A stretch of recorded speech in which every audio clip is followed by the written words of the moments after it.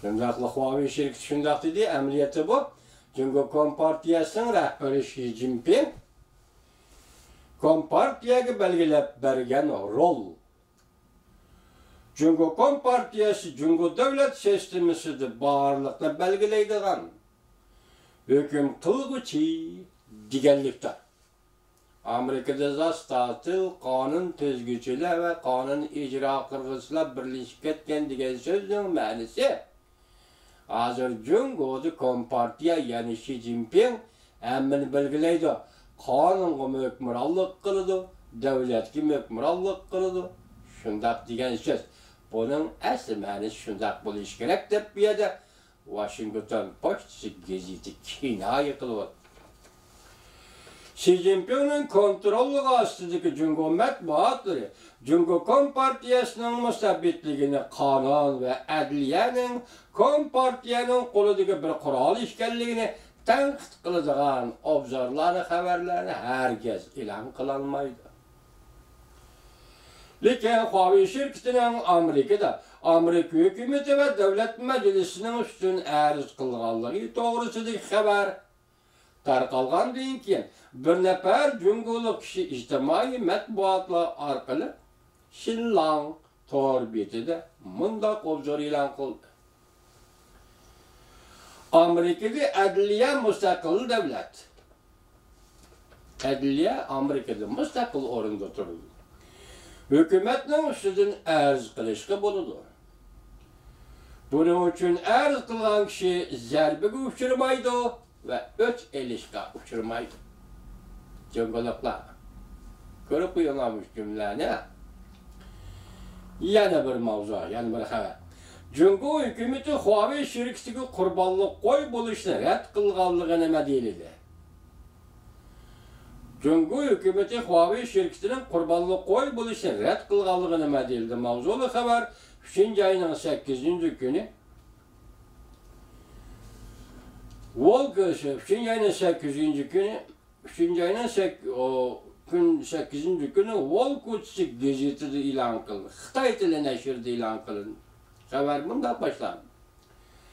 Jungo Tashqi ishlar ministrligining ministri Wang Yi Jungo Huawei teknik şirketining Amerika bilan qarshilashganda qattiq qo'llik bilan qonun taktikasini ishlatganligini nima deyaptilar? Bu harakat Jungoning davlat manfaatini qo'g'dashdi intayin bo'yin deb ko'rsatadi. Amerika Jungoning Tashqi ishlar ministrligi Wang Yi Amerikada qonunning kuchidan foydalanib Amerika hukumatining ustidan arz qilganligini qaltisma deyildi, olqishladi. Ey Wang Yi, bir davlatning tashqi ishlar ministrligining ministri mushiya kelganda biroz xijil bo'lishingiz kerak edi, apandi. Siz qarim to'g'rida so'zlayapsiz. Hozir kimdan jinoyat va yo'qligini qo'yib turib, ikki davlatning qonunini sizda qonun deb atiladigan narsaning nima ekanligini selishtirib turing. Cuma günü muxbirlar axborot e'lon qilish yig'inida Wang Yi Huawei şirketi va bu shirkatning moliya amaldori Meng Wanzhouning arz qilish usulini qo'llaydiganligi nima deyildi?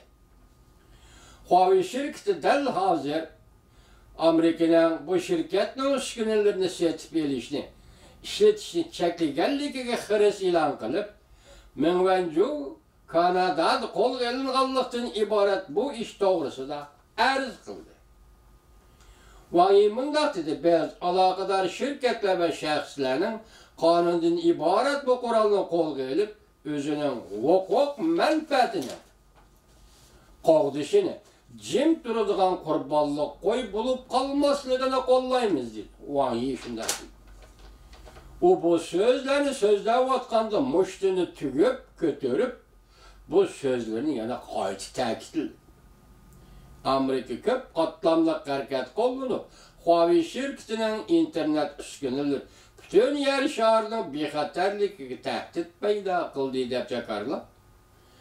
Huawei şirketining Amerikada qilayotganlari bilan qarshilashib turgan bir paytda Jungo hukumatining Huawei şirketini bu yo'lliq qo'llashi balkim Jungoning ichki qismida qarshi elishga erishishi mumkin. Volkis xabar qilyapti. Nurg'unlagan Jungoliklar Huawei şirketi Jungoning başlamçı şirketi de paraydı. Hem bu şirket ve bu şirketten maliye emeldarı Menvencu hazır Amerika'nın ziyankeşliği uçravatıdı da hesaplaydı Cumhurluk vatanperverler. Yani küçük bir materyal. Şirketten Huawei şirketinden Amerika hükümetinin üstünden arız kılışı nimeden direkt verildi? Huawei şirketi müşahaptı Amerika'nın üstünden arız kıldı. Ve Amerika Koşmuş Ştatlarının Prezidenti Trump imza koygan 2019 yıllık maliye yılında devlet müdafiyası hukuk veriş kanunu Amerika'nın asası kanununa hilaflık kıldı. Bu kanunda Federasya hükümetinin bölümleri, organları Huawei şirketinin üstünlerini setip edişini, şundaklı Huawei şirketinin əslələrini setişini ve dige algan sözgerlerle bolgan münasebetler çekti. Aşağı kanunda çeklen. Huawei şirketi bu kanun layığı Huawei şirketinin Amerika terakki kılışığı toskulluk peyda kıldı.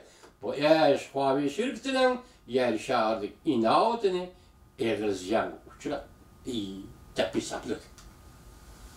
Bu Huawei şirketinin arz kılışının asasları iken. Vol kütüsü gizliden təhlilsidən Trump təhlil qılıb. Bundaq dedi. Bundaq arz kılış Huawei şirketinin qarab durmaydıqallığıdın ve ornudan turup zərbi birdiqallığı belki Amerika muşu devlette hareket kullanıdığallığıdın direkt ben. Demek Huawei şirketi Cumhur'un şirketi o Amerika, Kanada, Katarlık devletlerde soda kıldı ve bazarga kirdi değil. Yani bu noktadan etkandı Amerika'nın kanunu hürmet kılgan bulup, yani boysungan bulup, muşundak beytti, muşundak arz kıldı demek, muşundak muhit ve muşundak vaziyeti erişeligen bir cumhurluk, uzun vatanda muşuna işbam yok. Şuna ne var?